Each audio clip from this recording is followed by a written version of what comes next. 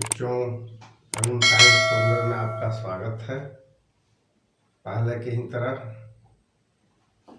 वर्ग 9 के अध्याय 3 परमाणु और अणु का भाग 3 लेकर के आए हैं, जिसका नाम है आणविक द्रव्यमान एवं मोल संकल्पना।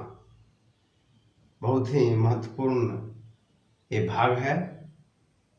आणविक द्रव्यमान के पहले हम पढ़ चुके हैं परमाणु द्रव्यमान। एक अणु का निर्माण एक से अधिक परमाणुओं से होता है, इसीलिए कहा गया है कि आणविक द्रव्यमान बराबर एक अणु का द्रव्यमान। एक अणु में जो जो परमाणु मौजूद हैं उनके द्रव्यमान को अगर जोड़ दिया जाए तो वे आणविक द्रव्यमान बन जाते हैं। यहाँ पर अनेक अणुओं को लिया गया है और उनको अणुओं को जोड़ कर देखा गया है। पहला ऑक्सीजन का अणु, जिसमें 2 परमाणु हैं। एक परमाणु का परमाणु द्रव्यमान 16 U होता है। उसी प्रकार से 16 और 16 जुड़ करके 32 U। 32 U ऑक्सीजन के एक अणु का द्रव्यमान हो गया, और जिसे हम आणविक द्रव्यमान कहेंगे। ऑक्सीजन अणु का आणविक द्रव्यमान 32 U। उसी प्रकार से दूसरा अणु बहुत ही सिंपल H2O लिया गया है, जल के अणु, इसमें 2 हाइड्रोजन के परमाणु हैं, 1 ऑक्सीजन के परमाणु हैं, और दोनों के परमाणु द्रव्यमान 2 और 16 जोड़ करके 18 U हुआ। इस प्रकार से जल के आणविक द्रव्यमान 18 U हुआ। आगे हम चलते हैं, एक बड़े से अणु कैल्शियम कार्बोनेट के अणु लेते हैं, जिसमें कैल्शियम के 1 परमाणु, कार्बन के 1 परमाणु और ऑक्सीजन के 3 परमाणु। इनके परमाणु द्रव्यमान को जोड़ते हैं 40 + 12 + 16 = 48। 3 परमाणु इसके हैं। तो इस प्रकार से जोड़ने के बाद 100 U इनका आणविक द्रव्यमान हुआ। आगे CO2 पर विचार करें। कार्बन 1 परमाणु, ऑक्सीजन का 2 परमाणु। जब इनके परमाणु द्रव्यमान को जब हम जोड़ते हैं तो 44 U हुआ। इसे हम आणविक द्रव्यमान कहते हैं। इसे सूत्र द्रव्यमान भी कहा जाता है। कोई भी यौगिक के अणु को अणु सूत्र में लिखा जाता है, और इसलिए आणविक द्रव्यमान को सूत्र द्रव्यमान भी कहा जाता है। इसमें कोई 2 तरह की बात नहीं है, दोनों एक ही प्रकार के हैं। इस प्रकार से हमने परमाणु द्रव्यमान का उपयोग करके विभिन्न अणुओं के आणविक द्रव्यमान को गणना करके बताए हैं। आगे हम मूल संकल्पना पर चलते हैं, जो बहुत ही महत्वपूर्ण है, जो आगे की क्लास में एक महत्वपूर्ण रोल अदा करता है। मूल नया शब्द है, बच्चों को घबराहट होती है, लेकिन हमने इसको आसान बनाने की कोशिश किया है। हम पहले से सुने हैं 1 दर्जन केला, और उसमें जब गिन के देखते हैं तो 12 केले होते हैं। एकदम कॉमन बातें हैं। उसी प्रकार से क्रिकेट के खेल में हम लोग शतक का नाम सुनते हैं। 1 शतक रन जब बोलते हैं तो हम समझ जाते हैं कि 100 रन। उसी प्रकार से जिस प्रकार से दर्जन और शतक को हम कुछ संख्याओं का एक समूह मान लेते हैं, उसी प्रकार से एक मूल परमाणु भी इस बड़ी संख्या का समूह है। एक मूल परमाणु बराबर 6.022 × 10⁻23 परमाणु। उसी प्रकार से एक मोल अगर अणु हम कहें तो इतना ही अणु हो जाएगा। इतना ही अगर 1 मोल आयन कहें तो इतना ही आयन हो जाएगा। मोल वास्तव में मोल का जो शाब्दिक अर्थ है वह है ढेर। पदार्थ के जो अणु होते हैं, परमाणु होते हैं, बहुत सूक्ष्म होते हैं। उनको एक ढेर बनाकर जब हम रखते हैं तब वह 1 मोल होता है। आपको यह सुनकर के आश्चर्य होगा कि पूरे धनबाद शहर में के बाजार में 1 मोल केला उपलब्ध नहीं होगा। उसी प्रकार से पूरे विश्व भर में 1 मोल व्यक्ति नहीं होंगे। बहुत ही रोचक पहलू है। उसी प्रकार से मोल को हम लोग और अगर समझते हैं तो मोल का मतलब ढेर होता है।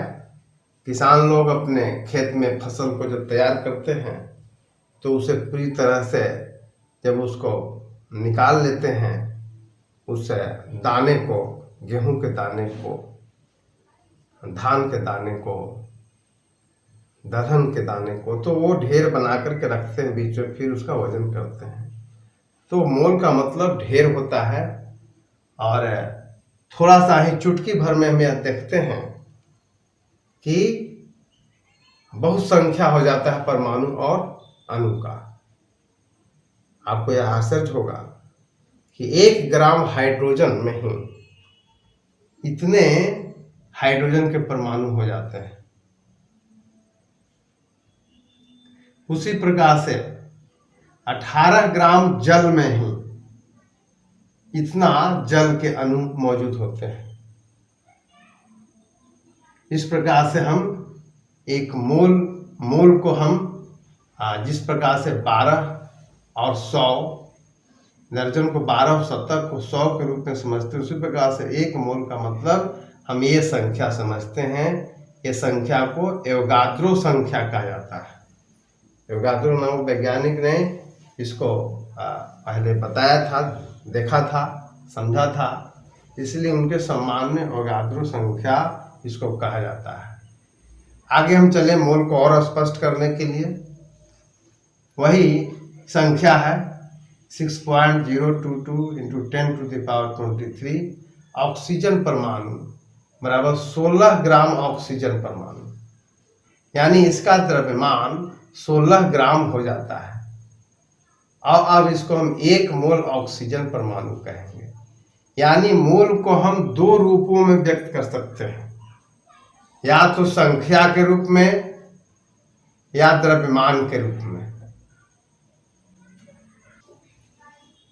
जैसे अभी आप कहीं कहीं केले को देखते हो कि केजी से बिकता है, तो 1 मोल केला में 12 संख्या होता है।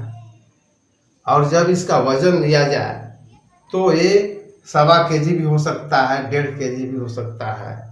तो आप 1.5 केजी को भी 1 मोल, उस खास केले को 1 मोल कह सकते हैं, और फिर उसके 12 की संख्या को भी 1 मोल कह सकते हैं। उसी प्रकार से किसी भी पदार्थ के, चाहे हम द्रव्यमान लें या वो संख्या लें, दोनों में हम मोल के रूप में समझेंगे। आगे दूसरा उदाहरण लेते हैं।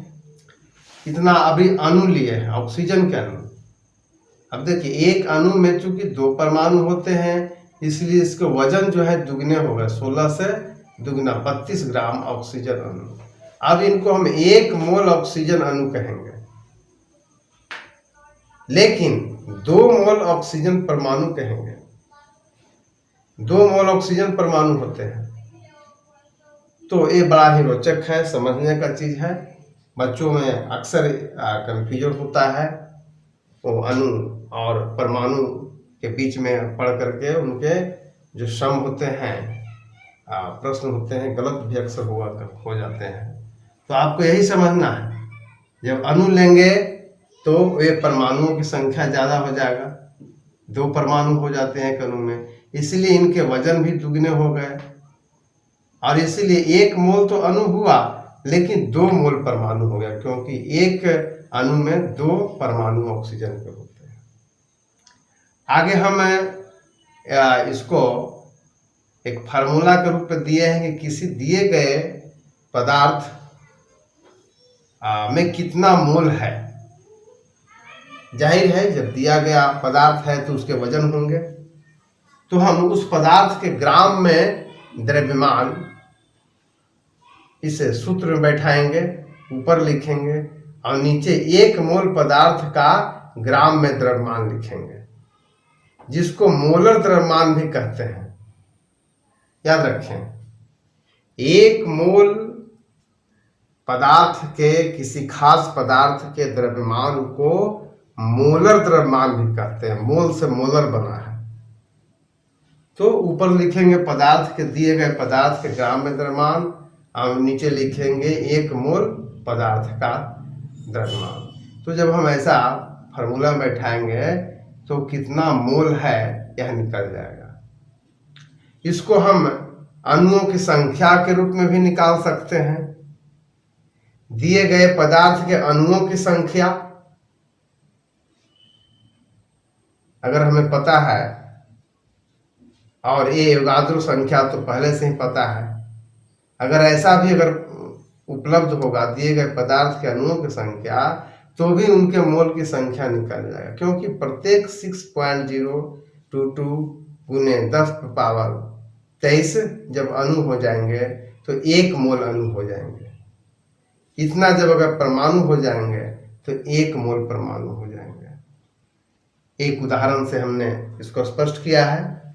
27 ग्राम जल H2O में मोल की संख्या कितना होगा, जिसकी गणना के लिए इसी सूत्र के मुताबिक हमने 27 ग्राम ऊपर लिखा है और नीचे इनको 1 मोल का द्रव्यमान लिखा है, यानी मोलर द्रव्यमान, जल का मोलर द्रव्यमान 18 ग्राम होता है।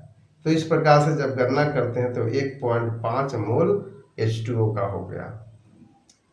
इस प्रकार से ये मोल संकल्पना हमने बताने की कोशिश किया है। बच्चों, एक चीज और समझना है कि हम जो आणविक द्रव्यमान निकालते हैं यहाँ U में, क्योंकि यह एक अणु का द्रव्यमान है, लेकिन जब इतना ही हम ग्राम में लेंगे तो यही इसका मोलर द्रव्यमान हो जाता है। बड़ा महत्वपूर्ण है बच्चों। जब हम आणविक द्रव्यमान लेते हैं तो उस पदार्थ के एक अणु का द्रव्यमान होता है, जैसे हमने ऑक्सीजन के 1 अणु का द्रव्यमान लिया है, लेकिन जब इसको ग्राम में लेंगे, इतना ग्राम लेंगे तो उसके 1 मोल हो जाते हैं। तो इस प्रकार से आज हमने इस अध्याय के भाग 3 में आणविक द्रव्यमान और मोल संकल्पना को बतलाए, जो बहुत ही महत्वपूर्ण है। बच्चे अक्सर मोल संकल्पना में, मोल की गणना में गड़बड़ा जाते हैं, लेकिन इन सब बातों को अगर गौर से देखें, समझें, अभ्यास करें तो यह सरल हो जाता है। धन्यवाद। आज इतना है।